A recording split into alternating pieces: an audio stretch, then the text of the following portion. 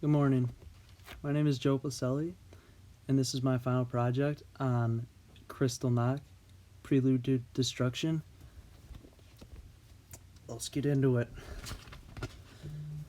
Alright, so Kristallnacht means Night of Broken Glass. It's also called the November Pogrom, which means kind of like massacre, all that, you already know.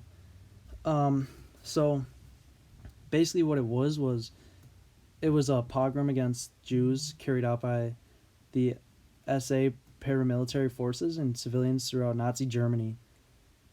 The German authorities watched this happen, but they did not intervene. Kristallnacht took place throughout Nazi Germany on November 9th and 10th, 1938. The actions included pogrom, looting, arson, and mass murder and state terrorism by the Germans against the Jews.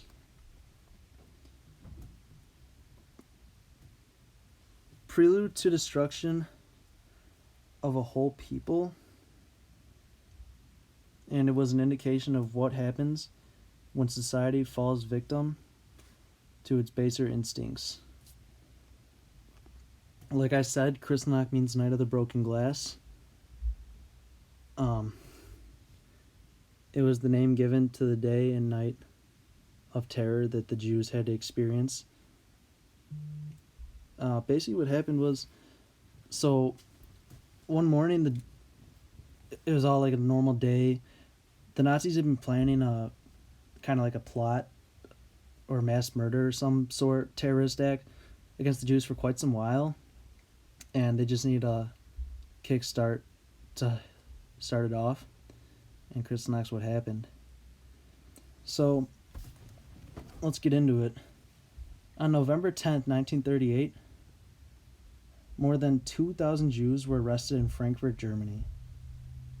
91 Jews were killed in Berlin, and a quarter of all Jewish men were sent to concentration camps. And we can even trace Jewish origin back to Germany since the Roman era. Like, it's crazy. Jews been there for hundreds of years, maybe thousands. I don't know how long the Romans were, but they were there a long time, and for them just to be persecuted like this out of the ordinary is kind of ridiculous. So the Germans held banners throughout the streets that read the removal of Jews. Obviously that's not what it said. It said in German, but I'm not even going to try and pronounce it because I don't speak German. In the city of Wismar, all Jews had been arrested. So they went up and down the streets, knocked on every single door, and took every Jew and started arresting them, throwing them on the trains, transporting them, sending them to concentration camps, all that. So for 24 hours, starting at 6 a.m. of November 10th, violence against the Jews of Germany was unleashed into a whirlwind of destruction.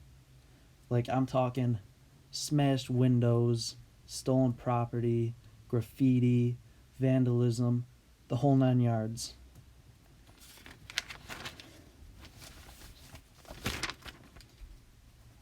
On October 18th, 1938, Hitler actually ordered 12,000 Jews to be expelled from Germany. So he said he wants 12,000 Jews to be rounded up and sent out of Germany. Obviously, on this one day, probably, I'd say they got to that number. They got to their goal, I'd say.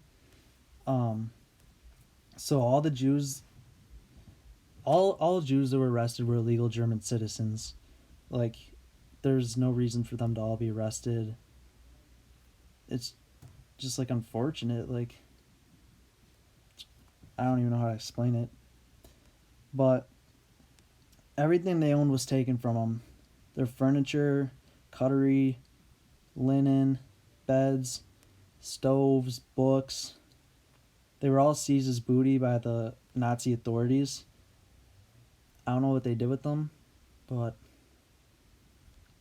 probably just sold them for money, I'd assume. Um, so out of the 12,000 Jews that were arrested, only a quarter of them made it to transport. 8,000 of them, so 3/4, 75% of the Jews that were arrested were left at the Polish border and denied entry. There were at least 5 there who committed suicide. And, I mean, it's unfortunate. Like, the Germans just dropped them there and expected Poland to take them in. Like, I don't know. Alright. Let's get into how this, like, all came about. Like, remember I mentioned how the Germans were looking for a kickstart or a reason to arrest all the Jews? Well, here's the reason. So there was a Jewish man named Herschel Grispan. His sister was one of the Jews who was arrested and left at the border of Poland. And he received a letter from her explaining, like, what's happened. So Herschel was kind of outraged by it. And on November 6th, which is 3 days before Kristallnacht was started, he bought a pistol legally, loaded it with 5 bullets, caught a train to the German embassy, and his goal pretty much was to kill the ambassador of Germany. So his plan was just gonna walk in there and shoot the guy. So what he did, when he was greeted by the doorman obviously asked him, like, what are you here for? He goes, I have a special package for the ambassador. So he goes up. He doesn't meet the ambassador, but he meets a secretary of the ambassador. So the secretary asks him when he walks in, so you have important documents for me? And it's at that point where Herschel draws his pistol and fires all 5 shots at the guy. He hits 2 of them. The secretary's name was Vom Rath. I don't know. Rath. So he gets shot twice out of 5 bullets. And it's kind of funny because Herschel goes, in the name of 12,000 persecuted Jews, there's your documents, as he shot the guy. So, and it wouldn't have been kind of an antagonizing thing, except Vom Rath later died from his injuries, and it kind of outraged Hitler and the Nazi Party, so they started retaliating, and you know the rest. Burning synagogues, smashing windows, looting businesses. Yeah, the Germans, they did everything to ruin these guys' lives. I mean, it's crazy. One day, 91 people dead, 12,000 arrested. I don't even know how many synagogues. I think it said like 80 synagogues were burned to the ground throughout Germany that day.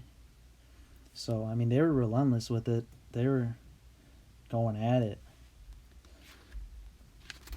Alright, so here's some eyewitnesses' account of the day. We'll start in Vienna, and then I'm going to go to Berlin. So in Vienna, we have Felix Seeler. At the time, he was a 4.5-year-old boy. So he recalls his family being in a cellar, and he was only 4. He didn't know what was going on. He said he thought it was a game, so he was kind of like acting like how he would, I guess, for a hide and seek game. So I guess I can assume, like, either he was being really silent like everybody else, he felt the tension, he knew he was smart enough to be quiet, or he thought it was a game and he was just messing around and everyone was trying to, like, shut up, dude, whatever. So he says, and I quote, I remember my mom, grandpa, and several other aunts and uncles. I thought it was a game and behaved accordingly. Everyone looked so gaunt and tense. So, from that, I guess they were just hiding from the Nazi SS, trying to avoid getting arrested. Um, so later he had learned, so his father wasn't there, but he learned his father had gone to a relative's house to avoid being arrested. So I guess the Nazis were after his dad. So his dad took off to a relative's house, I don't know where, just to avoid being arrested. So he avoided being arrested that way. So, yeah. So you can see from there, from that point of view, they were hiding. They were hiding in the basement, just trying to survive, like dead silent. Let's not get arrested here. All right. Next, we're gonna move on to Hilga Milberg. So, unlike Felix, Helga's father wasn't so fortunate. Helga was an 8-year-old girl at the time. Her father had a business in the market. So, on the day of Kristallnacht, her father's business had been broken into and damaged. The whole inventory had been stolen. The cash register had been robbed, weighing scales, and the knives were all taken. So they didn't leave anything. That's not even the worst part. So when her father went to complain to the SS, they assaulted him, beat him, and basically just humiliated him, laughed at him, spit on him, anything you can imagine the Nazis did to the Jews. That's what happened to him. So they made him clean up the mess that they caused, and they seized his business, but they still made him pay taxes for his business. And eventually, like, paying the taxes and all the money he's making from his business is going to the Nazis. He has no more money. This man's broke. So what does he have to do? Probably one of the hardest thing a Jewish man has to do, sell his wedding ring. He had to sell his wedding band just to make some money to put food on the table. I mean, that's kind of crazy. And months later, that's not even, like, it gets worse. Months later, he was taken to Dachau. This is a concentration camp where he was beaten and tortured daily. Like, imagine you're just a businessman just trying to make money, support your family, and one day the authorities come in and just tell you you're paying taxes, but we're getting all the money you make. And then they send you to prison anyway. Like, that's horrible. Alright. Next, we're going to move on to Arthur Freud. He was a 56-year-old at the time. He was a journalist, born in Austria-Hungary, and he held a Czech passport, and he was kind of hoping, like, I hope this passport gets me through all of this and such. So he was kind of relying on the passport, and I guess it worked for him in a way. But so he was walking down the main street of Vienna while this all was going on November 9th and 10th, whatever day, just trying to, like, make an article or whatever about what would happen or what happened that day. So he was greeted by the Nazi organization with, like, they were, like, nice to him, like, greeting him, like, hey, how are you? They even invited him inside, like, their, like, safe house, I guess. I don't know. But so he went inside, and they were like, so what's your name, occupation? He goes, Freud, I'm a journalist. And they were kind of, the Nazis didn't realize, so they ambushed him, attacked him, and basically they just beat this innocent man just because they thought he was a relative of Sigmund Freud. And if you don't know Sigmund Freud, he was a philosopher, I guess.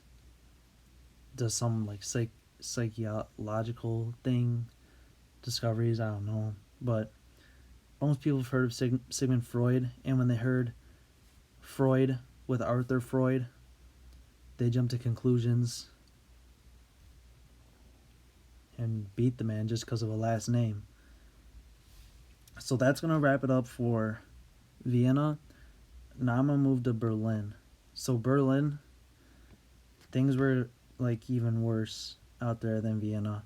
I mean, yeah, so let's get into it. So first we got Max Kampfstein. He was 13 years old at the time, normal Jewish kid. Every morning his dad went to the synagogue to worship, pray, do everything, you know. And on the day of Kristallnacht, his father came home like rather early, so he kind of like knew something was up. And as it turns out, his father comes in the door and basically just says, all the synagogues in Berlin are burning down. But fortunately for them, the synagogue that they attended didn't burn down just because of there were historical German like buildings and architecture nearby. So the Germans didn't want to risk burning down a synagogue and taking part of their history down with it. So they left that. I mean, but eventually that synagogue did get burned down later down the line, but that's not relative to the story right now. So his father comes in and says, all the synagogues in Berlin are on fire. And so he knew it wasn't going to be a normal day for him. So Max, he wasn't allowed to go to school. So he stayed home with his mom. His dad went to work anyway, probably knowing the Nazis were going to come for him. But so he told Max, he said, if the Nazis come looking for me, run to the payphone on the street, call me at work, and say, we have guests. It's like their code thing. So they did that. So eventually 2 Gestapo agents come looking for his father. His mom gives him a sign like behind the back, like go. So he runs like out the back door to the payphone, calls his father. It says like, we have guests. And so his father's like, all right. So his father doesn't come home because he's just going to stay there. So the Gestapo agents are like, where's your husband? Max's mom's like, oh, he's at the office. They tell her like, you need to call him, tell him to come home immediately. And she goes, all right. So she calls him, tells him to come home. Obviously he doesn't. So they're just sitting there waiting for him to come home. And so he asked, like, how old is he? And she said 85. Like, you know, like 1885 is like when he was born. The Gestapo agents go, 85? And immediately just leave. So he got kind of fortunate with that. It was just like misunderstanding sort of thing, but they got lucky and the Gestapo left them alone. So next we're going to move on to Paul. Now I'm going to try to pronounce that last name. So he was just a normal kid walking with his mom, going down Main Street, excited to go window shopping in all the markets on the street. And he quotes, what seemed like hundreds of men swinging bats at windows, going store to store, up and down the streets. All the shops around them were smashed.